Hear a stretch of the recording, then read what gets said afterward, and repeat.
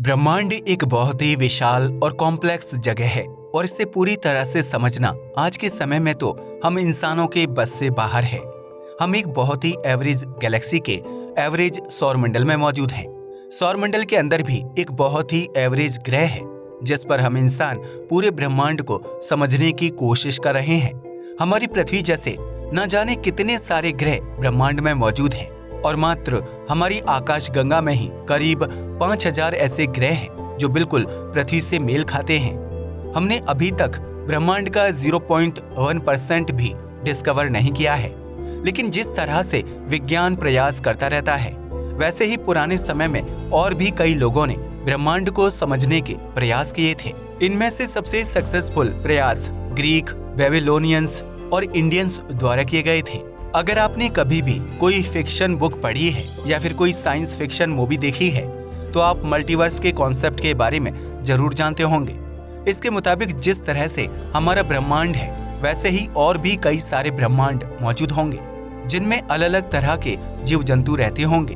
कुछ हाइपोथेसिस तो ये भी कहते हैं कि वह ब्रह्मांड हमारे ब्रह्मांड से किसी न किसी तरीके से जुड़े हुए हैं। अभी इस कॉन्सेप्ट के बारे में विज्ञान की तरफ से ज्यादा डेटा मौजूद नहीं है। क्वांटम फिजिक्स में ये जरूर माना जाता है कि हमारे ब्रह्मांड के भी अलावा काफी सारे ब्रह्मांड हो सकते हैं जिनमें भौतिकी के नियम भी काफी ज्यादा अलग होंगे। लेकिन यह ध्यान में रखने वाली बात है कि अभी भी मल्टीवर्स का कॉन्सेप्ट कन्फर्म नहीं हुआ है। आज से हजारों साल पहले भी ऐसे कई सारे कॉन्सेप्ट्स की चर्चा की जाती थी। आज हम मल्टीवर्स थ्योरी को हिंदू मिथोलॉजी के पर्सपेक्टिव से देखेंगे। तो आइए शुरू करते हैं आज के इस वीडियो को। मल्टीवर्स के बारे में जानने से पहले हिंदू मिथोलॉजी के कुछ और भी एस्पेक्ट्स के बारे में जानना काफी ज्यादा जरूरी है। इनको जानने के बाद आपके लिए इस वीडियो को समझना थोड़ा आसान हो जाएगा। हिंदू मिथोलॉजी के मुताबिक सभी जीव जंतु दो चीजों से बने हुए हैं। पहला है मैटर और दूसरा है स्पिरिट यानी आत्मा। मैटर ऐसी चीज को कहा जाता है जो फिजिकल है, जिसे आसानी से हम देख सकते हैं, छू सकते हैं और महसूस कर सकते हैं। इसके विपरीत में हमारे अंदर आत्मा मौजूद है जिसे ना देखा जा सकता है, ना छुआ जा सकता है और ना ही महसूस किया जा सकता है, जो अदृश्य होती है और इससे कोई भी चीज डिटेक्ट नहीं कर सकती। मैटर को हम छोटे छोटे टुकड़ों में बांट सकते हैं और छोटा करते करते एटॉमिक स्केल तक जा सकते हैं, लेकिन आत्मा के साथ ऐसा नहीं है। आत्मा ना ही फिजिकल है और ना ही डिस्ट्रक्टिबल, यानी आप इसे अलग अलग हिस्सों में बांट नहीं सकते हैं। हिंदू मिथोलॉजी के मुताबिक मैटर सिर्फ एक इल्यूजन है और हमें इस पर ध्यान न देते हुए एनलाइटनमेंट पर ध्यान देना चाहिए। इस पूरी बात का सीधा सा मतलब ये है कि हमें बाहर के मटेरियलिस्टिक चीजों को छोड़कर अपने ही अंदर झांकना चाहिए और इनर पीस को ढूंढना चाहिए।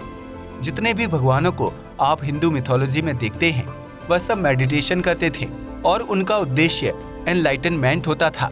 आज काफी सारे फॉरेन मोटिवेशनल स्पीकर और राइटर्स भी इसी कॉन्सेप्ट को अलग अलग शब्दों में समझाते हैं। बौद्ध धर्म में भी इसी बात के बारे में चर्चा की गई है। बौद्ध धर्म का मात्र एक उद्देश्य है कि डिजायर यानी इच्छाओं से दूर भागना। उनके मुताबिक ज्यादा इच्छा करना ही दुख का मुख्य कारण है। आप जानकर हैरान हो जाएंगे कि आज न्यूरोसाइंस भी काफी सारी रिसर्च करने के बाद यह प्रूफ कर चुका है कि ज्यादा डिजायर करना हमारे मोटिवेशन लेवल और डोपामिन लेवल्स को गिरा देता है, जिससे हमें टेम्परेरी एंजाइटी होने लगती है, जिसे अगर ट्रीट ना किया गया तो यह डिप्रेशन में भी कन्वर्ट हो सकती है। हिंदू मिथोलॉजी में हर चीज का एक सिक्लिकल नेचर दिखाया गया है। हिंदू मिथोलॉजी से जुड़े पिछले वीडियो में हमने आपको बताया था कि किस तरह से पृथ्वी में युगों की शुरुआत और अंत होता है। ऐसा ही कुछ इंसानों के साथ भी होता है। हिंदुइज्म के मुताबिक हर चीज एक क्रिएशन, प्रिजर्वेशन और डिस्ट्रक्शन की प्रोसेस से गुजरती है। इसका मतलब है कि जिस चीज की शुरुआत होती है उसका अंत भी निश्चित होता है। यहाँ पर ध्यान रखने वाली बात यह है कि अंत सिर्फ फिजिकल यानी मैटर का होता है। जैसा कि हमने आपको पहले ही बताया था कि आत्मा का अंत नहीं किया जा सकता, इसलिए यहाँ पर भी इंसानों की आत्मा का अंत नहीं होता है। हिंदू मिथोलॉजी के इन तीन मुख्य प्रोसेस को तीन भगवान संभालते हैं। भगवान ब्रह्मा को क्रिएटर कहा जाता है, यानी जो ब्रह्मांड को जन्म देते हैं। इसके बाद आते हैं भगवान विष्णु, जो इस ब्रह्मांड को बचाकर रखते हैं और इसका संचालन करते हैं। अंत में आते हैं भगवान शिव, जो इस ब्रह्मांड को खत्म करने का काम करते हैं। इन तीनों के ही आपस में कम्युनिकेशन और इंटेंशन की वजह से ही मल्टी वर्ल्ड रियलिटी बनती है, जिसे हम मल्टीवर्स कहते हैं। हिंदू मिथोलॉजी के मुताबिक ब्रह्मांड की उम्र भगवान ब्रह्मा की उम्र के बराबर होती है। ब्रह्मांड का अंत भी उनके ही अंत के साथ होगा। कई जगह पर हिंदू मिथोलॉजी और साइंस में काफी सारी सिमिलैरिटीज देखी जाती हैं।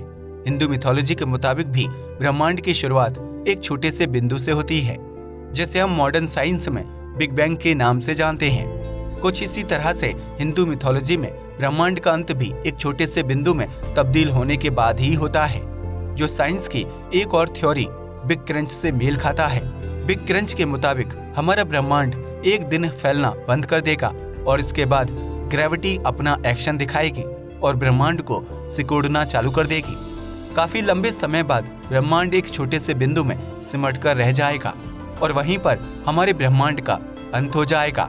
इसके बाद शुरुआत होगी एक और ब्रह्मांड की, जो पूरी तरीके से नया होगा। हिंदू मिथोलॉजी में भी सेम यही बात बताई गई है। इसके मुताबिक किसी चीज का अंत होना एक बुरी चीज नहीं है, बल्कि यह एक नई शुरुआत होती है। हिंदुइज्म के मुताबिक ऐसे कई सारे ब्रह्मांड हैं जिनमें शुरुआत और अंत होने का प्रोसेस अलग होता है। खास बात यह है कि ये सारे ही ब्रह्मांड एक ही समय पर भी एग्जिस्ट कर सकते हैं। इन सभी ब्रह्मांडों में यूनिक क्रिएचर होंगे, यूनिक वातावरण होगा और यहाँ तक कि बेसिक एलिमेंट्स जैसे हवा और पानी भी किसी और रूप में होंगे। हर ब्रह्मांड के अलग अलग नियम होंगे और सबके पास अपने अलग अलग ब्रह्मा, विष्णु और महेश होंगे। ऐसा भी हो सकता है कि एक ब्रह्मांड के अंदर कोई दूसरा ब्रह्मांड मौजूद हो। कुछ ऐसा ही मॉडर्न साइंस की भी थ्योरीज में बताया जा चुका है।